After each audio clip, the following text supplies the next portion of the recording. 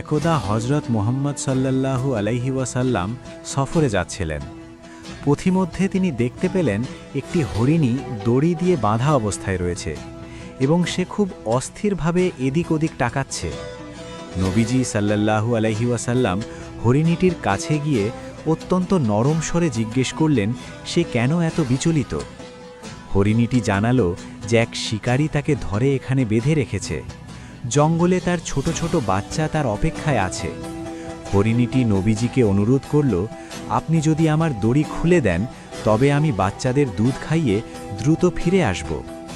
নবী করিম সাল্লাল্লাহু আলাইহি ওয়াসাল্লাম হরিণীটির অসহায়ত্ব দেখে শিকারীর, যিনি একজন ইহুদি ছিলেন, তার কাছে গিয়ে তাকে কিছুক্ষণের জন্য আজাদ করার অনুরোধ করলেন। শিকারী অবাক হয়ে বলল, যদি সে ফিরে না আসে তবে আমার তো লোকসান হবে। তখন নবীজি আশ্বাস দিলেন যে যদি হরিণীটি ফিরে না আসে তবে তিনি নিজেই তার দাম পরিশোধ করে দেবেন। নবীজির ওপর ভরসা করে শিকারী হরিণীটিকে ছেড়ে দিল।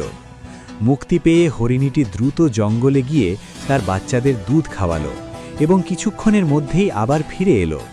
তার চোখে তখন কৃতজ্ঞতা ও অসহায়ত্বের জল ছিল। নবীজি তখন শিকারীকে জিজ্ঞেস করলেন সে হরিণীটি তার কাছে বিক্রি করবে কিনা। নবীজির মহানুভবতা এবং হরিণীর বিশ্বস্ততা দেখে শিকারীর মন গলে গেল।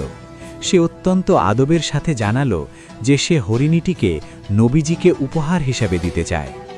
হজরত মুহাম্মদ সাল্লাল্লাহু আলাইহি ওয়াসাল্লাম তখন মুচকি হেসে হরিণীটিকে বললেন, যাও, বাচ্চাদের কাছে ফিরে যাও, তুমি আজ থেকে মুক্ত। হরিণীটি কৃতজ্ঞতার দৃষ্টিতে নবীজিকে দেখতে দেখতে পুনরায় জঙ্গলের দিকে ছুটে চলল। শিক্ষা: মহানবী সাল্লাল্লাহু আলাইহি ওয়াসাল্লামের দয়া শুধু মানুষের জন্য নয়, বরং পশু পাখির জন্যও ছিল অসীম। আর সত্য ও বিশ্বাস্ততা যে কাউকে মুক্তি এনে দিতে পারে। আল্লাহকে ভালোবাসেন? তাহলে like, share, comment, follow, subscribe করুন।